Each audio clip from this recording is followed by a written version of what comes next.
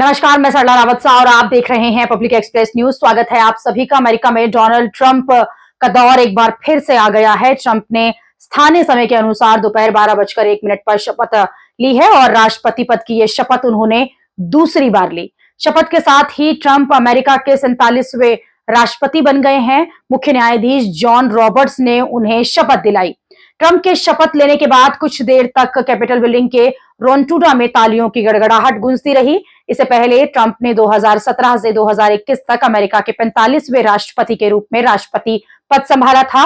Trump के राष्ट्रपति शपथ समारोह में दुनिया भर से मेहमान जुटे थे। डोनाल्ड ट्रंप के साथ समारोह में जो बाइडेन भी अपनी पत्नी के साथ शामिल हुए। उसके साथ ही अन्य पूर्व राष्ट्रपति भी थे, जिनमें Barack Obama, Bill Clinton, George Bush शामिल थे। मेटा के owner Mark Zuckerberg, Jeff Bezos जैसे कारोबारी भी शामिल रहे। एलन मस्क खासतौर पर पहुंचे थे।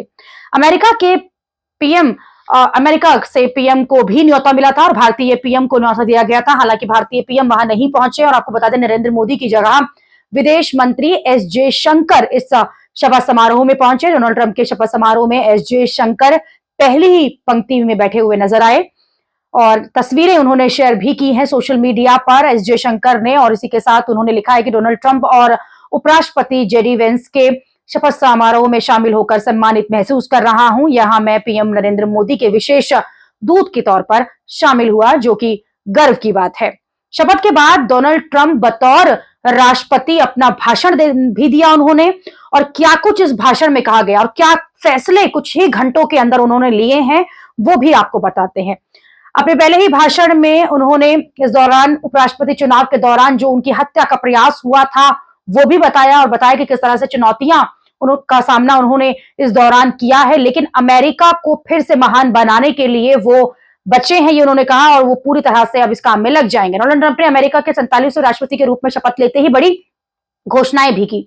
ट्रंप ने अमेरिका के दक्षिणी सीमा पर राष्ट्रीय आपातकाल की घोषणा करते हुए कहा कि वे अपनी मेक्सिको में रहने की नीति को फिर से लागू करेंगे।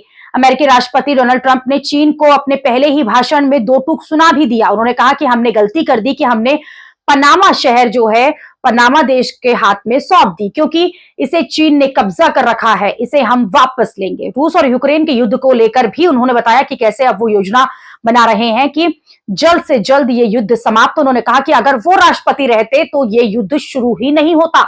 लॉस एंजलिस की जो आग है, जो अभी भी भड़की हुई है, उस पर भी उन्होंने कहा कि हमारे पास एक पब्लिक हेल्थ सिस्टम है जो आपदा के समय काम नहीं कर पा रही है, फिर भी दुनिया के किसी देश की तुलना इस पर अधिक पैसा खर्च किया जा रहा है। हमारे पास एक ऐसी शिक्षा प्रणाली है जो हमारे बच्चों को कई मामलों में खुद पर शर्म करना और हमारे देश में नफरत करना सिखाती है। ये सब अब से बदल जाएगा।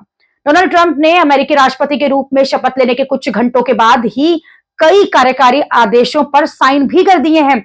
उन्होंने जो बाइडेन के जो कुछ फैसले थे उनमें से 78 निर्णयों को रद्द कर दिया।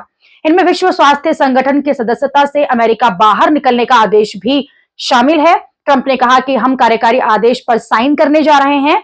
सबसे पहले मैं पिछली सरकार में लिए गए विनाशकारी फैसलों को रद्द करूंगा। ये अमेरिका के इतिहास की सबसे खराब सरकार रही है। यानी कि अपने पहले ही दिन राष्ट्रपति बनने के कुछ घंटों के अंदर ही ट्रंप ने कई फैसले ले लिए हैं और इन फैसलों को लेकर अपने ही देश और दुनिया को चौंका दिया है। अभी के लिए इतना ही। अगली खबर में आपसे फिर होगी मुलाकात। देश और दुनिया की खबरों के लिए आप देखते रहिए, आप जुड़े रहिए पब्लिक एक्सप्रेस न्यूज के साथ। धन्यवाद।